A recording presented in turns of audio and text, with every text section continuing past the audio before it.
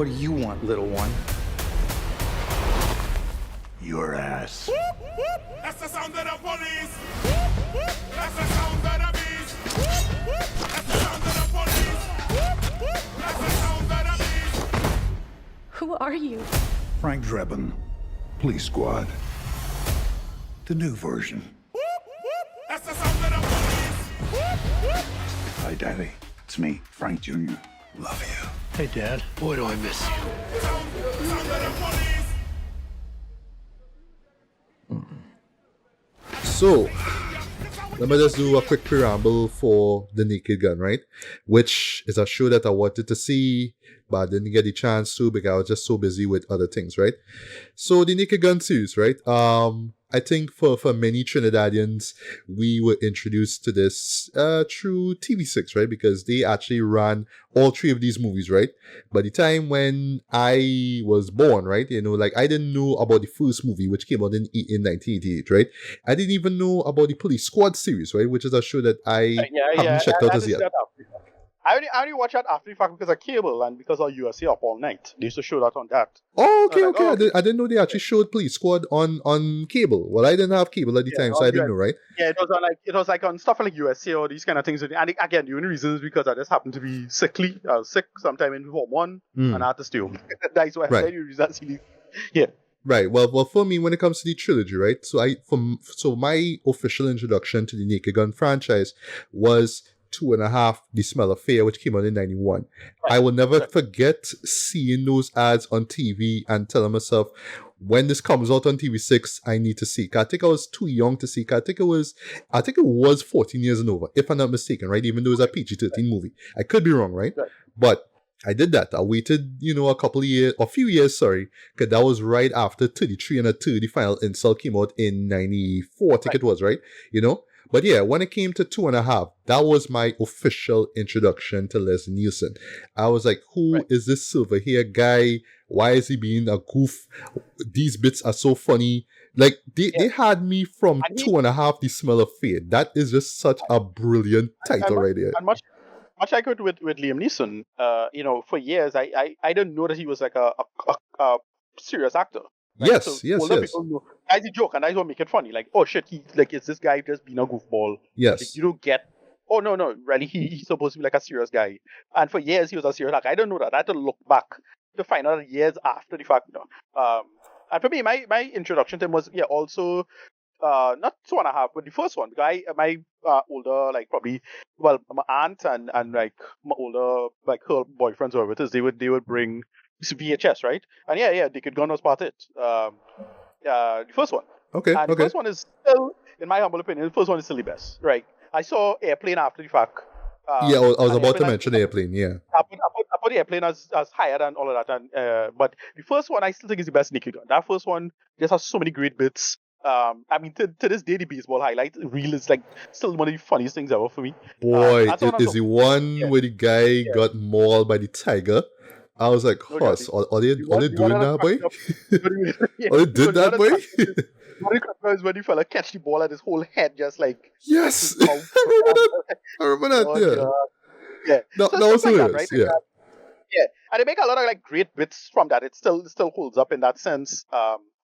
It's just the timing, the comedy. The second one I don't remember as much compared to the thing, and then the third one I remember, but sadly I only remember it because of one very, well, for lack of a better term, it's basically a transphobic bit. That's a joke. That's about it. I don't like the third one as much either, but it's still okay for what it was trying to do. But yeah, I think the first one is still by far the best. Like, it's just, that shit just still just cracked me up to this day. It still really holds up. We're gonna get into the thing, you cover the thing. All right, well, I'll just run through my preamble quickly, right? Just moving forward, right? Yeah, so, for me, I have, all right, so it's like this, right? As far as favorite Naked Gun movie, right? It is currently a toss-up between 1 and 2. 2, why 2 is because I remember it just being in theaters, right? I remember seeing the ads with it and whatnot, right? And then, of course, it would take years for me to actually see the movie for myself, right? But there were bits from it that I genuinely love, like the moment where he's fighting against Priscilla Presley and he's holding her hands, and then the third hand come and slap him. That has been burnt into my memory, right? And there's so much funny bits in that too, right? But the first one was just as funny, if not funny, right? And just so much moments in the first one really stood out to me, right? I'll never forget seeing both films on local TV and just thinking that those were like the funniest shits ever, right? And then 33 and a 2 came out, I was like, yeah, the ball dropped, unfortunately. But it was still fun to watch. Just not as funny as the first two, right? So, it has some like legit great bits in the first one. Like the third one, where like the where you had to do the sperm bank. Sperm bank bit is still funny. God, Sorry, I forget about that. Yes, sorry about that. Yeah. I remember that. And after a lot, it's like, all right, yeah. Yeah. It's And it's just how they were just able to take that raunchy, crass humor, Right. but work it within the slapstick, right? So, like the first one, right? Let's talk it quickly. There's one bit though that, to me, that's like from a blocking and a timing perspective, though, is pure genius, right? So this is where Frank Drebin, right, who, Leslie Nielsen, the late great, played, right? Where he basically going to, I forget the guy's name, but he's like the tech guy. He's like the Q in the police squad, right? And he's talking to him, right? And he's showing him, this device does that, right?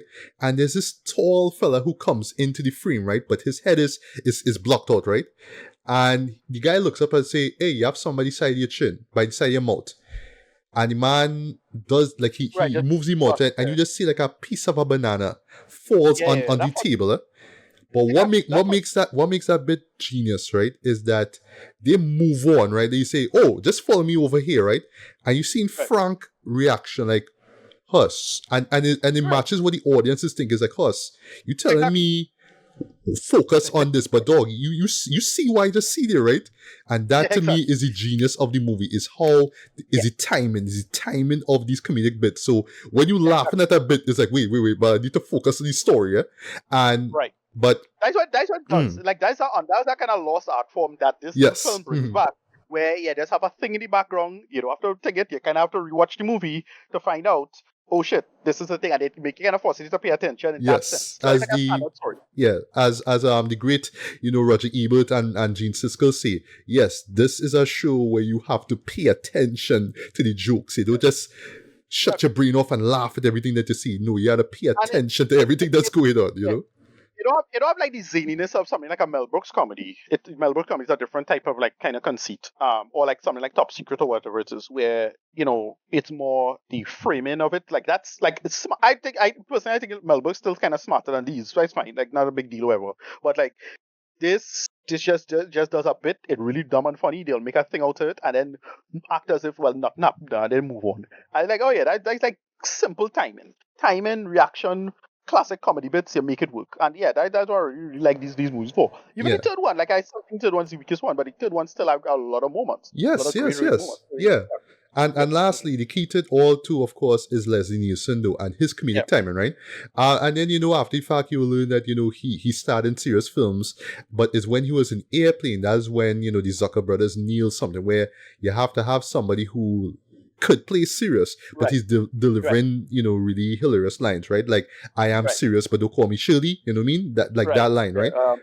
It is a hospital. There's a big building with sick people in it. Oh, right. So does he have just and the guy just has a funny looking face like this as he get older. It's just weird though. He just looks funnier as he gets older. You know what I mean? Yeah. Yeah, and he dominated the 90s, Like, he had a bunch of, like, with his... Spy Hard, which I really enjoyed it. As dumb of a movie that was fun. Wrongfully Accused, I'd never watched, because I heard it was bad. I never bothered to watch it. It was bad, but, like, it was still, like, I still think it's funny. It's have a lot of great bits in it, because they have a whole bit involved with a train that is still the funniest thing ever. Like, for me, that was, like, real hard. Like, it's like, all right, that great thing. And then, in my humble opinion, I was not a fan of his additions to the. Although I know a lot of people disagree with me. I didn't really care when he brought into Scary Movie. That didn't really work for me personally. This was I think it was in 4. It was in 3 or 4. He was in 3. He was in 3, yes. Right, and there was a bit where, which made me cringe even when I saw it. So they had to make fun of signs. So it's like, oh, he had Alien too, and it have a moment where his pinky, like his index finger, like the tip of it opens, and you say, oh, he actually pees from his finger. I'm like, what? What? Yeah, no, it's not that That it was was like terrible. objective. That objective, but I noticed it was like a crowd thing, and it could get into a kind of a culture slash race thing as well, where a lot of people who love scary movie stuff when they were less like well, effectively less black comedies for the most part. But like it's the opposite for me. I just thought they just felt dated and crappy. It's like Leslie Nielsen was funny like 10 years ago, whatever it is, but not funny now. Yeah. That's how I felt at the time. I don't know how people still think it works, so it kind of holds up. Maybe. Now, I agree with you. See, the key to those first two movies was the Wayans. It was the Wayans doing that "Don't Be a Menace" style of okay, well, we're gonna make fun of horror films, but not so much from a black perspective. But we're watching this as just like they, as in the Wayans, are watching this as like casual fans of horror.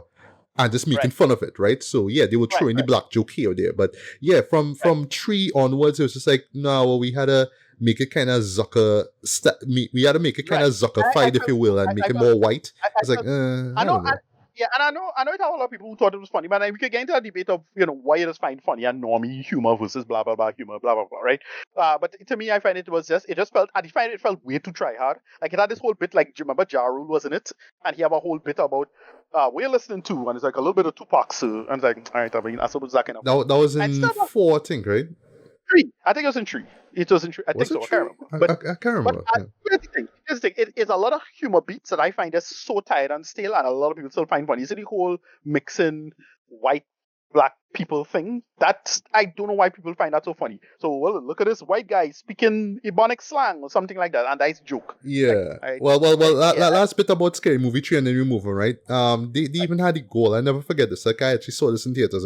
They had the goal to throw an 8 Mile joke. So you have this one fella playing B Rabbit, and then the joke is, oh, when he put up the hoodie, it looked like a KKK thing.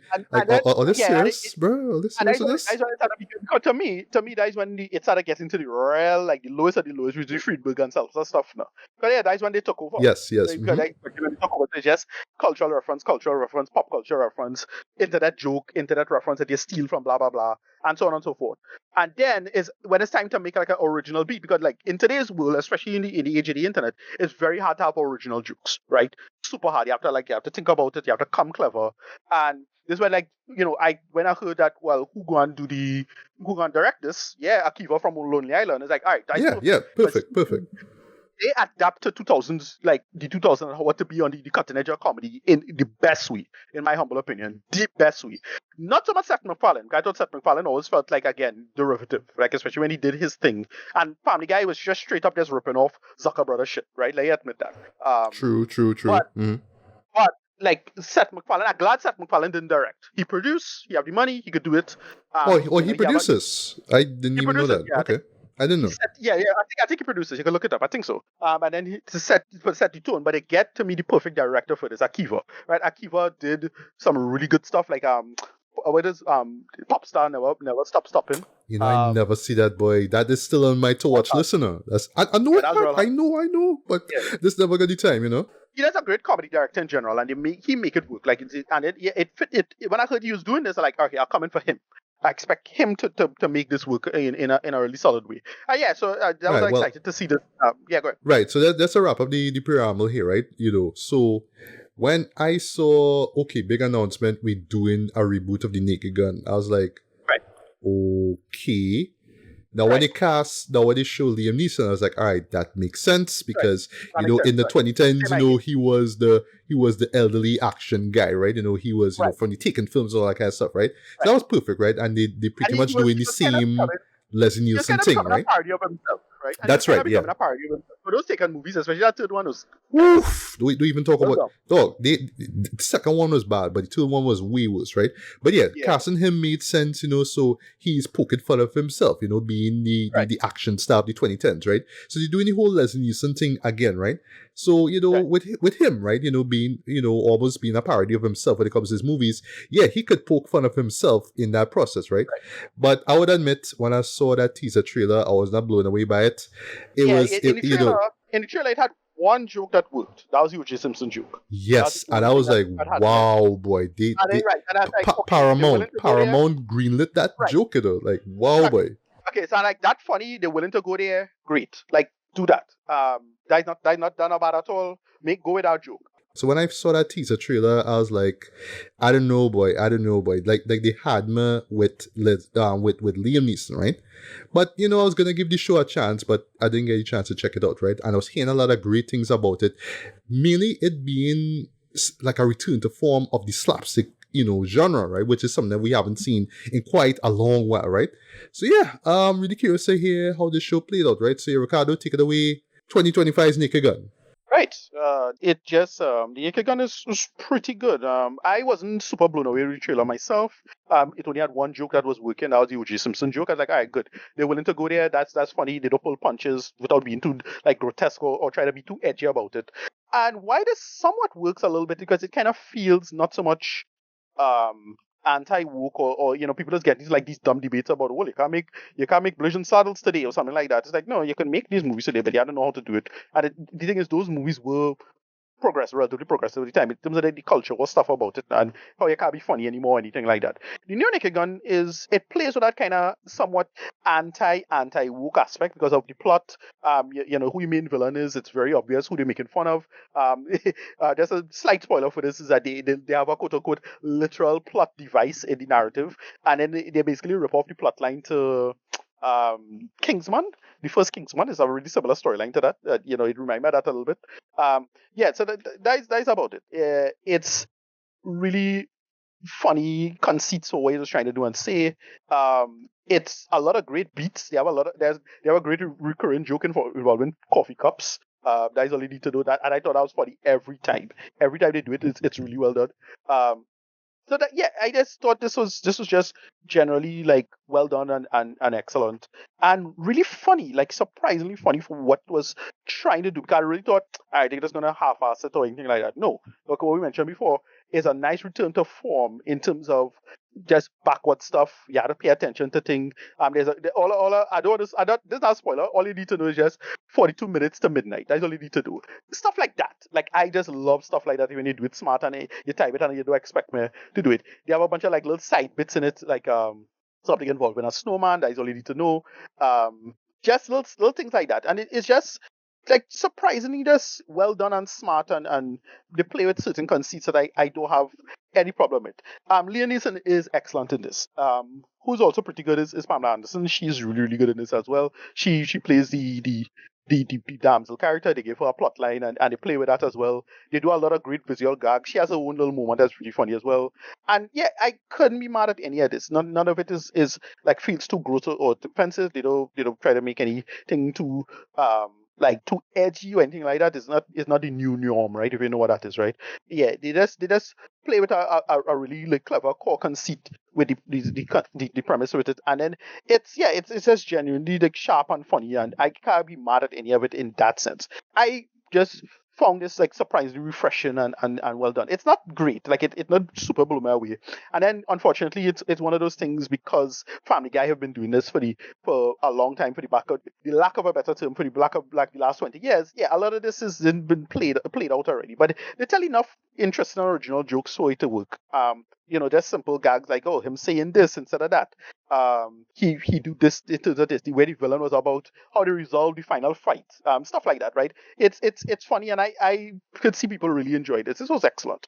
Rating, give this I want to give this like a 8 out of 10. High, just surprised at how well done it was, and it's like, yeah, I appreciate that they do such a good job with this as it is. I can't be mad. 8 out of 10. It was fun, smart, surprisingly well told. They did their own thing. They didn't try to like copy too much stuff, but they pull from other jokes. It felt like it didn't feel too much like a Naked Gun film. It's more like it felt like something like Top Secret or Airplane. It felt like that those earlier Zuckers. And I dug the hell out of this. Rated 8 out of 10. Yeah, I'll give it about that. Yeah.